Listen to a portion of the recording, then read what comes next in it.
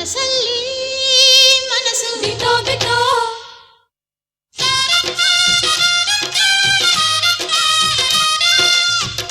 ನಮಸ್ಕಾರ ವೀಕ್ಷಕರೇ, ನಿಮಗೆಲ್ಲರಿಗೂ ಸಂಕ್ರಾಂತಿ ಹಬ್ಬದ ಶುಭಾಶಯಗಳು.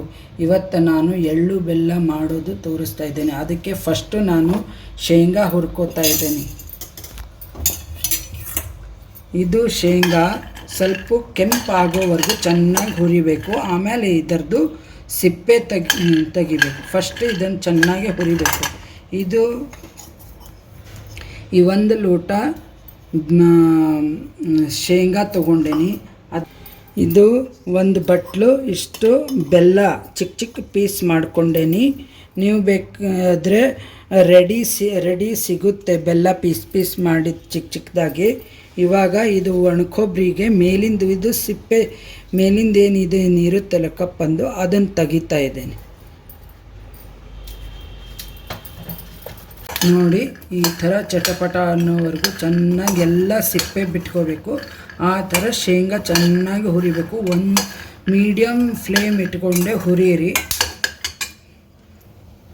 ಸ್ವಲ್ಪ ಇದು ಕೊಬ್ಬರಿ ಮೇಲಿಂದ ಸಿಪ್ಪೆ ತಕ್ಕೋಬೇಕು.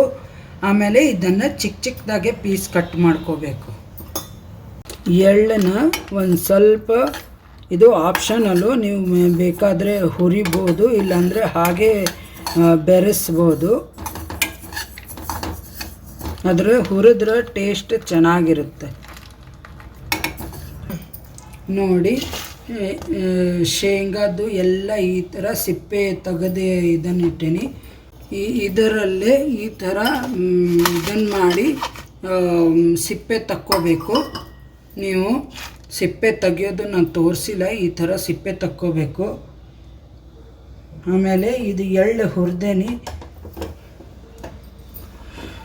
ಇದಕ್ಕೆ ಎಳ್ಳಿಗೂ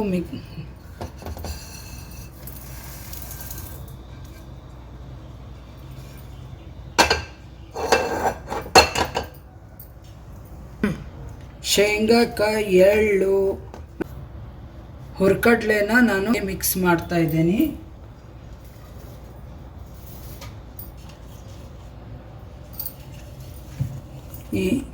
ಈ ಥರ ನೋಡಿ ಚಿಕ್ಕ ಚಿಕ್ಕ ಪೀಸು ಒಣಕೊಬ್ಬರಿ ಕಟ್ ಮಾಡ್ಕೋಬೇಕು.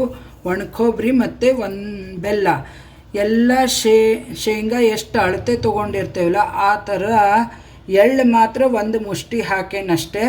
ಮಿಕ್ಕಿದೆಲ್ಲ ಸಮ 1 ಲೋಟ ಅಂದರೆ 1 ಲೋಟನೇ ತೊಗೊಂಡೇನಿ. ಎಲ್ಲ ಈ ಥರ ಮಿಕ್ಸ್ ಮಾಡಿ ದೇವರ ನೈವೇದ್ಯಕ್ಕೆ ಈ ಥರ ಮಾಡ್ಕೊಳ್ಳೋದಿದ್ರೆ ನೀವು ಬೇರೆ ಜೀರಿಗೆ ಪೆಪ್ಪರ್ಮೆಂಟು ಆ ಥರ ಏನೂ ಮಿಕ್ಸ್ ಮಾಡ್ಕೋಬಾರ್ದು. ಬೀರೋದಕ್ಕೆ ಮಾತ್ರ ಜೀರಿಗೆ ಪೆಪ್ಪರ್ಮೆಂಟು ಕುಸ್ರಳ್ಳು ಈ ಥರ ಮಿಕ್ಸ್ ಮಾಡ್ಕೋಬೋದು.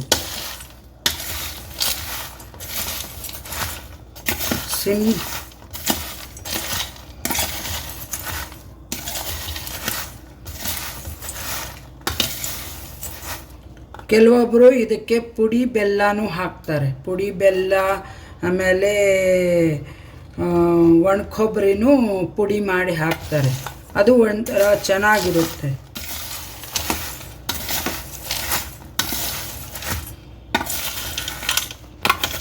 ಈ ಥರ ಎಲ್ಲ ಮಿಕ್ಸ್ ಮಾಡ್ಕೋಬೇಕು.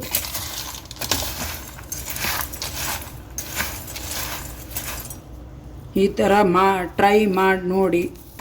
ಎಲ್ಲರಿಗೂ ಸಂಕ್ರಾಂತಿ ಹಬ್ಬದ ಶುಭಾಶಯಗಳು. ಮತ್ತೊಮ್ಮೆ ಸಬ್ಸ್ಕ್ರೈಬ್ ಮಾಡಿ, ಬೆಲ್ ಐಕಾನ್ ಕ್ಲಿಕ್ ಮಾಡಿ. Thank you. ಇದು ಸಿಂಪಲ್ ಆದ ರೆಸಿಪಿ.